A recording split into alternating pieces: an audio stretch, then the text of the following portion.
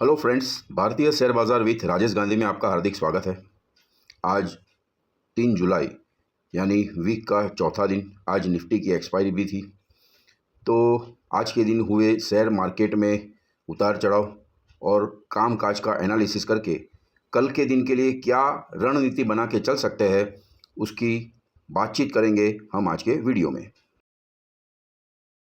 आज के दिन यानी 3 जुलाई के कामकाज की अगर बात की जाए तो मार्केट अपने कल के क्लोजिंग 25,453 से ऊपर 25,505 पे ओपन हुआ और शुरुआती सेशन में ही मार्केट 25,550 का लेवल तोड़ के ऊपर जाने में कामयाब रहा।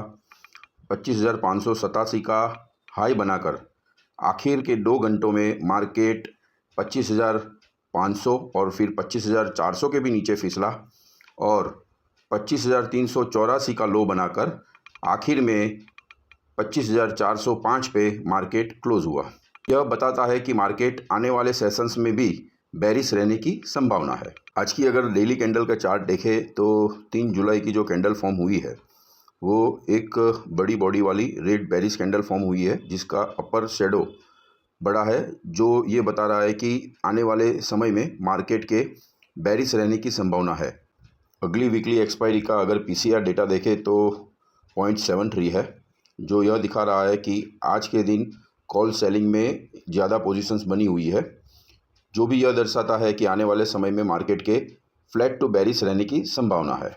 एफआईआई का मजबूत डेटा आज के दिन का आ चुका है। एफआईआई ने 1771 करोड़ का सेलिंग किया है और डीआईआई ने 1078 करोड़ का बाइंग किया है। एफआईआई की पोजीशंस के ऊपर से market flat to mild bearish भी रह सकता है और माइल्ड बुलिश भी रह सकता है। एक्सपर्ट्स के व्यू से अगर मार्केट के कामकाज का हाल देखा जाए तो आज वीकली एक्सपायरी के दिन बाजार में उतार चढ़ाव देखने को मिला। अंत में सेंसेक्स और निफ्टी गिरावट के साथ बंद हुए। मिड कैप की भी फ्लैट क्लोजिंग हुई। बेंचमार्क इंडेक्स सुबह की बढ़त को बरकरार रखने में विफल रहे और 3 जुलाई को एक वॉलेटाइल सत्र में गिरावट के साथ बंद हुए। आज निफ्टी 25,400 के आसपास रहा। कारोबारी सत्र के अंत में सेंसेक्स 170.22 अंक या 0.20% गिरावट के साथ 83,239.47 पर और निफ्टी 48.10 अंक या 0.19% गिरावट के साथ 25,405.30 पर बंद हुए।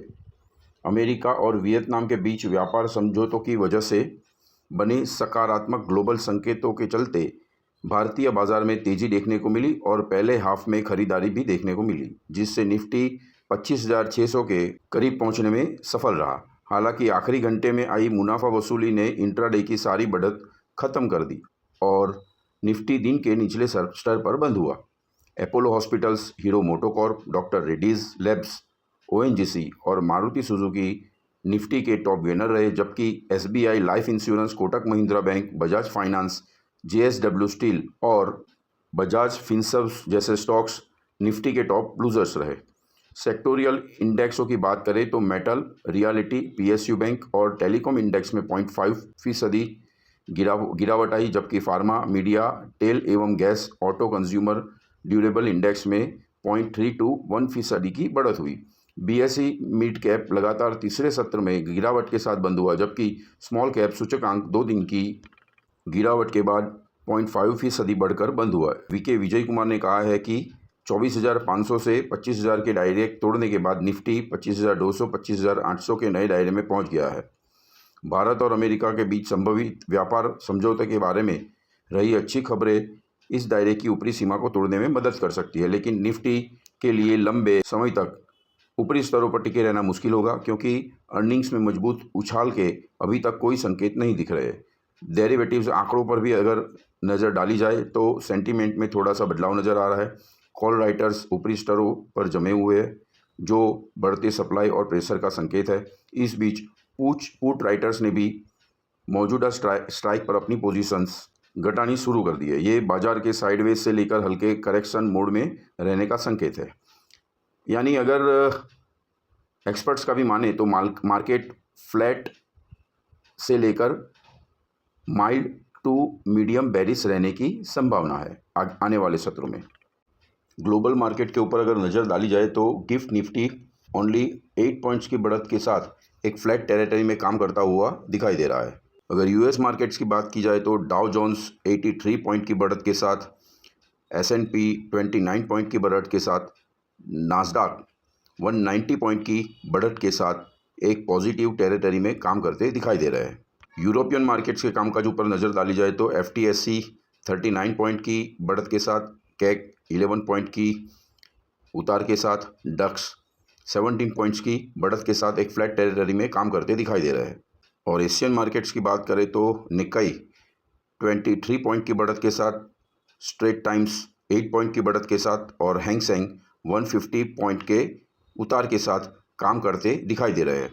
अगर ग्लोबल मार्केट के कामकाज के ऊपर से अगर क्लू निकलता है तो मार्केट कल के दिन फ्लैट से माइल्ड बेरिश भी रह सकता है और माइल्ड बुलिश भी रह सकता है, क्योंकि अगर यूएस मार्केट का कामकाज देखा जाए तो थोड़ा बुलिश दिख रहा है। इसकी वजह से हो सकता है कि कल के दिन में मार्केट थोड़ा बुलिश साइड दिखे।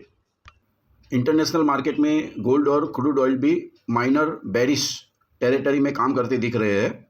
इंडियन रुपी भी डॉलर के सामने लगभग 20 पैसे की कमजोरी के साथ 85.43 रुपीज़ के लेवल के ऊपर पहुंचा हुआ है। गोल्ड, क्रूड ऑयल और इंडियन रुपी का डॉलर के सामने पोजीशंस देखें तो भी मार्केट एक flat to mild bearish territory में रहने की संभावना है। आज के कॉल और पुट साइड के डेटा की बात करें तो कॉल साइड में 25,400 के ऊपर 1.46 CR पोजीशंस बनी है, 25,500 के ऊपर 1.4 CR पोजीशंस है और 25,600 के ऊपर 1.36 CR पोजीशंस है। इसका मतलब ये है कि आज के क्लोजिंग 25,405 के ऊपर अगर मार्केट सस्टेन करता है तो 25,500 और उसके ऊपर 25,600 तक जा सकता है। पुट साइड के ऑप्शंस डेटा की अगर बात की जाए तो 25,450 के ऊपर 42 लैक्स, 25,400 के ऊपर सबसे ज़्यादा 2.59 CR, 25,350 के ऊपर 75 लैक्स और 25,300 के ऊपर 71 लैक्स और 25,200 के ऊपर 55 लाख पोजीशंस है। यह दर्शाता है कि अगर मार्केट 25,400 के नीचे जाता है तो 25,350 और 25,300 और उसके नीचे अगर जाता है तो 25,200 तक जा सकता है। यहाँ पर 25,350 और 25,300 के ऊपर 75 लैक्स और 71 लैक्स पोजीशंस है, जो एक स्ट्रॉन्ग रेजिस्टेंस दर्शा रहा है। मतलब 25,300 के लेवल के नीचे जाने में मार्केट थोड़ा टाइम लगाएगा। 25,300 के लेवल के ऊपर मार्केट सस्टेन कर सकता है। आज 3 जुलाई को हुए मार्केट के कामकाज, FII DII की पोजीशंस, ग्लोबल मार्केट्स, कॉल और पुट के पोजीशंस के ऊपर से अगर बात करें तो मार्केट एक फिक्स टेरिटरी में कल के दिन काम करता दिखाई देगा। लगभग मार्केट 25,500 से 25,300 के बीच में काम करने की ज़्यादातर संभावना है। Market flat to mild bullish भी रह सकता है और माइल्ड बेरिश भी रह सकता है। स्टॉक मार्केट से रिलेटेड ऐसे यूज़फुल कंटेंट्स देखने के लिए हमारे साथ जुड़े रहे, हमें देखते रहिए और हमसे जुड़ने के लिए हमारे चैनल को सब्सक्राइब करना मत भूलें। Thanks for watching.